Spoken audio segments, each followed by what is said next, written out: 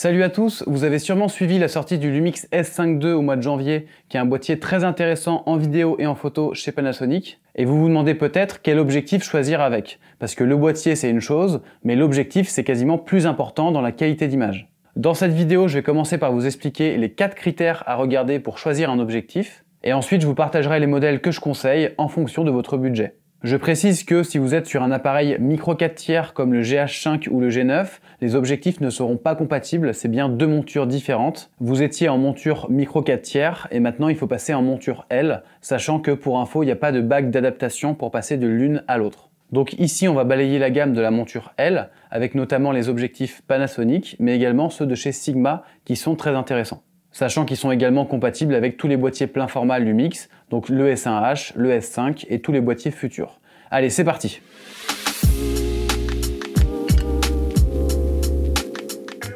Le premier critère à regarder sur un objectif, c'est bien évidemment la focale. La focale, c'est le champ couvert par votre objectif. Elle s'exprime en millimètres, plus le chiffre est petit, plus le champ sera large, on parle de grand angle, et plus le chiffre est grand, plus le champ sera resserré, on parle de téléobjectif. Par exemple, à 16 mm, on va être sur du grand angle, à 24 mm sur du plan large, à 70 mm un plan serré, et à 200 mm un plan très serré. Il existe deux types d'objectifs, les focales fixes et les focales variables. Les focales fixes, elles vont être définies par un chiffre, par exemple 35 mm ou 50 mm. L'avantage, c'est qu'elles vont avoir une meilleure qualité, parce qu'elles ont été conçues pour un seul angle de vue, et que c'est plus facile à faire optiquement. Par contre, l'inconvénient, c'est qu'on ne peut pas zoomer ou dézoomer, ce qui n'empêche pas de se rapprocher ou de s'éloigner du sujet. Les focales variables, par contre, vont être définies par une plage de focales, par exemple 24-70 mm ou alors 70-200 mm. L'avantage là, c'est qu'on va pouvoir zoomer ou dézoomer rapidement pour corriger notre angle de vue. L'inconvénient, c'est qu'il y aura souvent un compromis quelque part, soit au niveau de l'ouverture, on le verra juste après, mais en général, les focales variables ouvrent moins grand que les focales fixes, ou alors au niveau du poids et de l'encombrement, ça fait des grosses mécaniques qui sont assez imposantes. Précision importante quand même à faire, quand on parle de focale en millimètres, ça dépend aussi de la taille du capteur. On parle toujours en équivalent plein format, donc là les focales que je vous donne c'est pour du plein format, mais par exemple si c'est sur du micro 4 tiers, il y aura ce qu'on appelle un crop factor. On va devoir diviser le chiffre par 2 pour avoir l'équivalent en micro 4 tiers. Donc par exemple un 24 mm plein format, ça correspond à un 12 mm en micro 4 tiers. Donc ne vous trompez pas à ce niveau-là en vous disant j'ai un 12-35 sur mon GH5, donc je vais chercher un 12-35 pour mon S5 II. Non, du coup là il faudra chercher un 24-70. Deuxième critère à regarder sur un objectif, c'est son ouverture maximale. Je vous renvoie à ma vidéo sur l'ouverture que je vous mets ici si vous voulez bien comprendre comment fonctionne l'ouverture du diaphragme d'un objectif. Mais l'ouverture maximale d'un objectif, c'est le chiffre F le plus bas que va pouvoir atteindre cet objectif. Donc plus le chiffre est bas, plus l'objectif pourra avoir une grande ouverture et donc être performant en basse lumière et avoir une faible profondeur de champ, c'est-à-dire avoir un joli flou de premier et d'arrière-plan. Là pareil, il y a deux possibilités, soit l'ouverture maximale est fixe, c'est-à-dire qu'on ne peut pas descendre en dessous de la valeur indiquée. Par exemple, si c'est f2.8, on peut ouvrir le diaphragme jusqu'à f2.8, mais on ne peut pas aller en dessous par exemple à f1.4. Soit l'ouverture maximale est variable. Ça c'est valable que pour certains objectifs zoom, ça veut dire que l'ouverture maximale va varier en fonction de votre niveau de zoom. Par exemple, sur cet objectif qui est une focale variable 20-60, c'est indiqué 3.5, 5.6. Ça veut dire que quand je suis dézoomé à fond, je peux ouvrir jusqu'à 3.5. Mais par contre, quand je suis zoomé à fond, je ne peux ouvrir que jusqu'à 5.6. Et ça peut être problématique si je suis ouvert à f3.5 et que je zoome pendant ma prise de vue. Mon diaphragme va légèrement se fermer jusqu'à être à 5.6 au zoom maximum, ce qui va assombrir l'image. Attention, ça se produit que si on est réglé sur l'ouverture maximale. Si on a réglé sur f8 par exemple, on restera bien à f8 pendant le zoom. Donc idéalement, il vaut mieux choisir un objectif à ouverture maximale fixe, comme ça on n'aura pas de variation d'ouverture pendant un zoom, et on n'a pas à se demander « Ok, là je suis zoomé à combien, donc je peux ouvrir à combien ?» Non, quel que soit le niveau de zoom, on peut ouvrir jusqu'à cette valeur. L'ouverture maximale, elle est écrite sur l'objectif après le 1 de point. Par exemple ici, 1 de point 2.8 pour une ouverture maximale de f2.8, ou 1 de point 3.5-5.6 pour une ouverture maximale variable de 3.5 à 5.6. Bon, ça va, je vous ai pas perdu pour l'instant ? Le troisième critère, il est plus simple, c'est tout simplement l'encombrement avec le poids et la taille. On n'aura pas les mêmes exigences en fonction de si on fait des images uniquement en studio ou alors si on fait des images plutôt en voyage, en déplacement. On peut avoir à la fois des objectifs très compacts et légers ou alors certains qui sont beaucoup plus imposants et très lourds. Et enfin, dernier critère, vous serez d'accord avec moi, c'est le prix. On va avoir des variations de prix en fonction de la qualité de fabrication, des matériaux, un objectif en métal sera plus cher qu'un objectif en plastique, mais aussi de l'ouverture maximale, grosso modo plus l'objectif ouvrira grand, plus il sera cher, et aussi de la plage focale couverte, plus la plage focale sera large et intéressante, plus l'objectif sera cher. Voilà pour les 4 critères. Avant de passer au modèle, je vais parler rapidement de stabilisation. J'ai été étonné de voir qu'il y avait si peu d'objectifs stabilisés en plein format, là où en micro 4/3 il y en a beaucoup qui le sont. C'est dû au fait que la stabilisation rend les objectifs plus gros, et vu que sur du plein format on est déjà sur des gabarits plus imposants qu'en micro 4/3, ils ont rajouté la stabilisation que quand c'était nécessaire, mais heureusement sur le S5 II le capteur est super bien stabilisé, donc même avec un objectif non stabilisé, vous aurez des images qui sont stables. Et pour info, les seuls qui sont stabilisés, ce sont les téléobjectifs pour amortir les tremblements, vu qu'on fait des images de loin. Là, c'est intéressant d'avoir une stabilisation. Ok Théo, maintenant, assez de blabla. Quel modèle je dois choisir avec mon S5 II?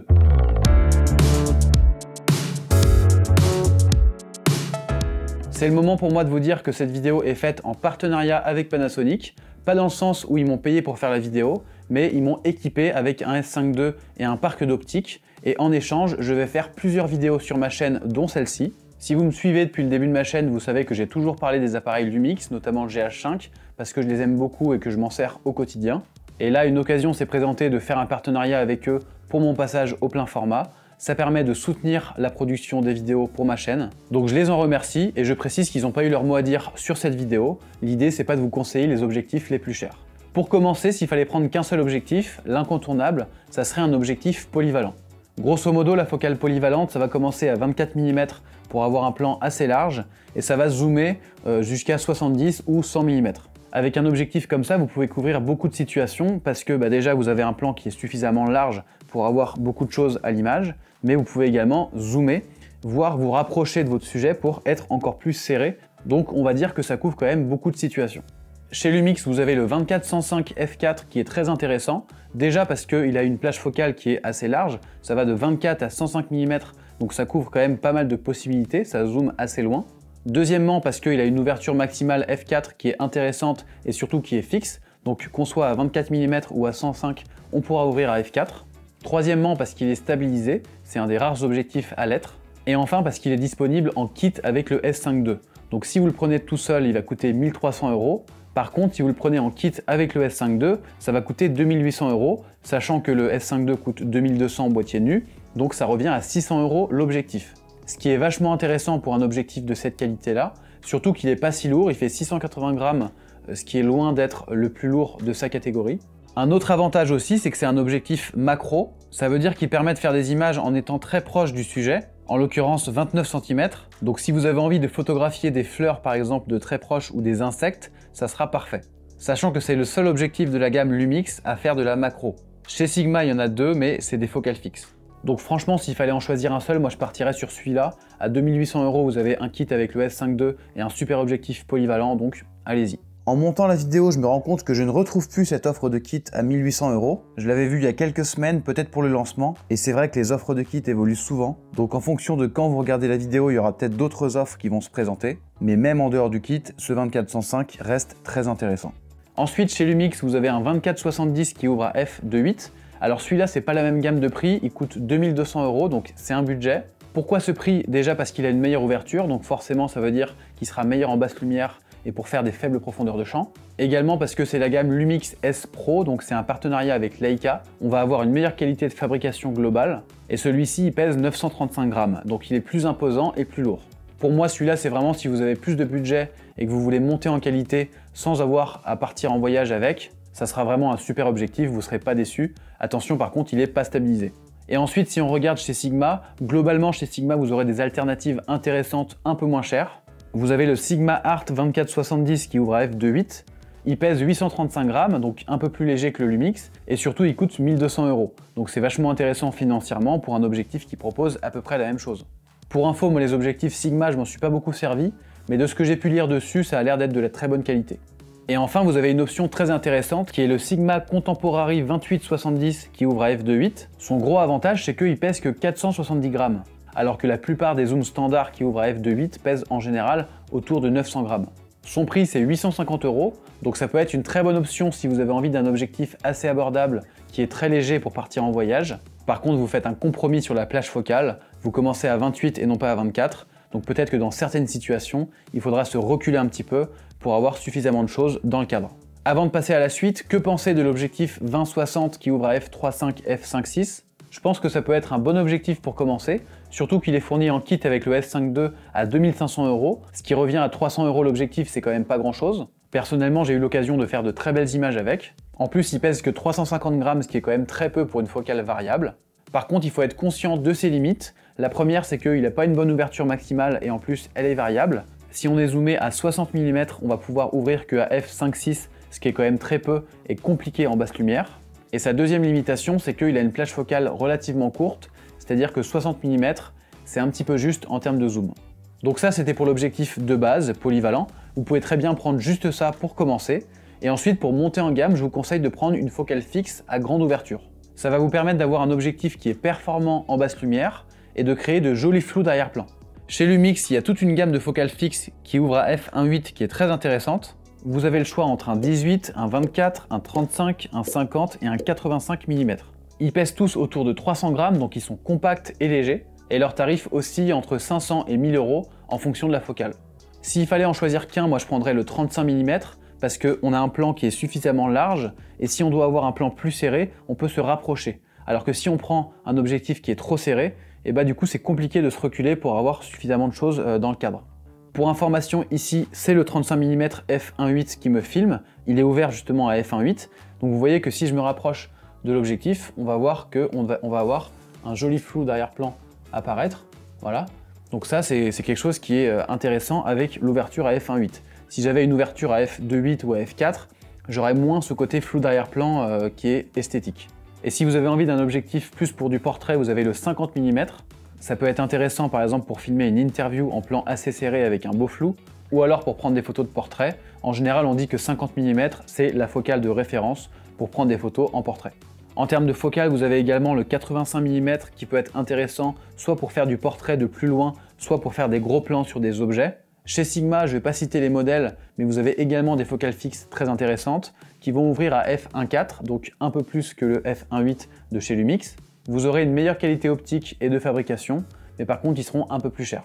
Ok, donc on a vu la focale polyvalente et la focale fixe pour la qualité. Maintenant on va voir des focales plus optionnelles en fonction de votre besoin, soit de grand angle, soit de téléobjectif.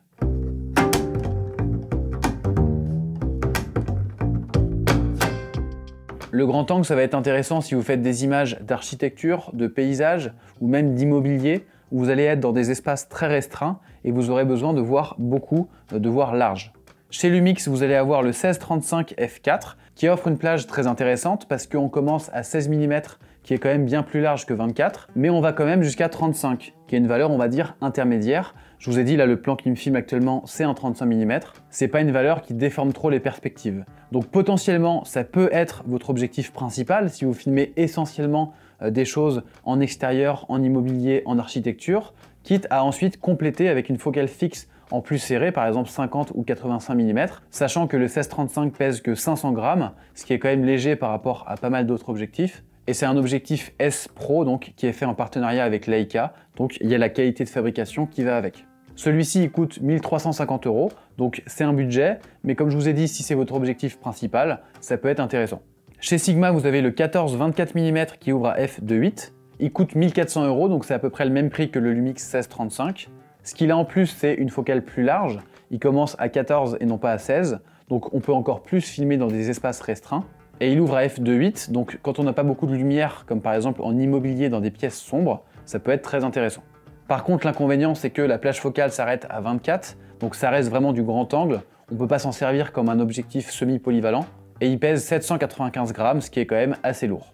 Précision pour celui-ci, le verre à l'avant est bombé, ça veut dire qu'on ne peut pas visser de filtre dessus. Ça peut être un point important à prendre en compte, notamment pour de la vidéo. J'en ai pas parlé, mais ça c'est aussi un critère à regarder. Les objectifs ont tous un filetage à l'avant sur lequel on va pouvoir venir visser des filtres comme des filtres ND. C'est important de vérifier le diamètre de votre objectif quand vous choisissez un filtre. Et donc potentiellement ça peut être un critère de prendre plusieurs objectifs qui ont le même diamètre, ou en tout cas le critère minimum d'avoir la possibilité de visser un filtre, ce qui n'est pas le cas pour ce Sigma 14-24, et c'est le seul dans tous ceux que je vous présente. Et enfin, vous avez une troisième option qui est un peu un mix des deux, c'est le Sigma Contemporary 16-28 mm qui ouvre à f2.8. Il coûte 900 €, donc il est quand même moins cher. Il a la grande ouverture pour les basses lumières, une focale très intéressante, et surtout il pèse 450 grammes, donc c'est léger. Je me suis rendu compte après le tournage que j'avais oublié de parler du nouveau Lumix 14-28 mm qui ouvre à f4, f5.6. Ses points forts, c'est qu'il est très léger, moins de 350 grammes, et il a une plage très intéressante pour du grand angle. Le seul truc, c'est qu'il a une ouverture qui peut être un peu limite, notamment quand on est zoomé. Mais si vous recherchez pas forcément un objectif pour les basses lumières, c'est un super grand angle polyvalent, léger et abordable. Et enfin, la dernière catégorie, c'est les téléobjectifs. Donc là, ça va vous concerner si vous faites de l'animalier ou du sport. Chez Lumix, vous avez deux focales 70-200. La seule différence entre les deux, c'est leur ouverture maximale. L'une ouvre à f2.8 et l'autre ouvre à f4. Elles sont stabilisées toutes les deux, tout comme les 5 focales que je vais présenter dans cette section téléobjectif. C'est là où on en a le plus besoin. Quand on fait des images de très très loin, quand on est très zoomé, forcément, les moindres vibrations sur l'appareil vont se répercuter au maximum sur les images. Donc c'est là qu'on a besoin d'une stabilisation.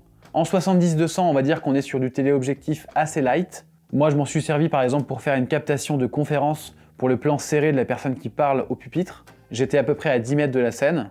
Donc pour moi, ça peut être intéressant pour ce genre de choses, pour filmer des sujets de moyennement loin, ou alors même pour faire des gros plans d'objets.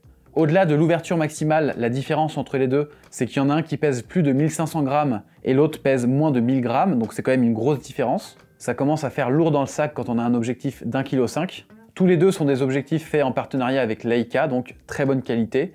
Et forcément, ça se répercute sur le prix. Celui qui ouvre à f2.8 coûte 2700 € et celui qui ouvre à f4 coûte 1600 €. Dans les téléobjectifs plus abordables cette fois-ci, on va avoir un autre Lumix, le 70-300 qui ouvre à f4.5, 5.6. Donc là, on commence à pouvoir zoomer assez loin. 300 mm, ça devient intéressant. On a certes une moins bonne ouverture qui en plus est variable, mais si c'est pour faire du sport ou de l'animalier, en général, on n'a pas trop de problèmes de lumière. Il pèse 790 grammes, donc il est plus léger, et surtout il coûte 1300 €. Donc par rapport aux deux premiers, c'est très intéressant. Et sinon, chez Sigma, vous avez deux téléobjectifs qui sont eux aussi stabilisés. Le 100-400 mm f5.6.3, là on est sur de la focale qui est très longue, pour de l'animalier c'est parfait. Il pèse 1135 grammes, donc franchement c'est raisonnable, et surtout il coûte que 1000 €. Donc pour un téléobjectif qui va si loin, c'est franchement pas cher.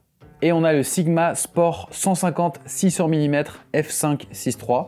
Là, on est clairement sur du téléobjectif de compétition. Il fait son poids, 2100 grammes, et je pense que les spécialistes d'animalier seront d'accord pour dire que son prix de 1400 € est vachement intéressant. Sachant que les deux téléobjectifs Sigma ouvrent certes à f5, f6.3, mais plus l'objectif est long, plus c'est compliqué d'avoir une grande ouverture, donc c'est normal. Voilà pour ce tour d'horizon des objectifs qu'on peut choisir avec le S5 II. Ça fait une grosse vidéo, mais au moins je pense avoir été complet.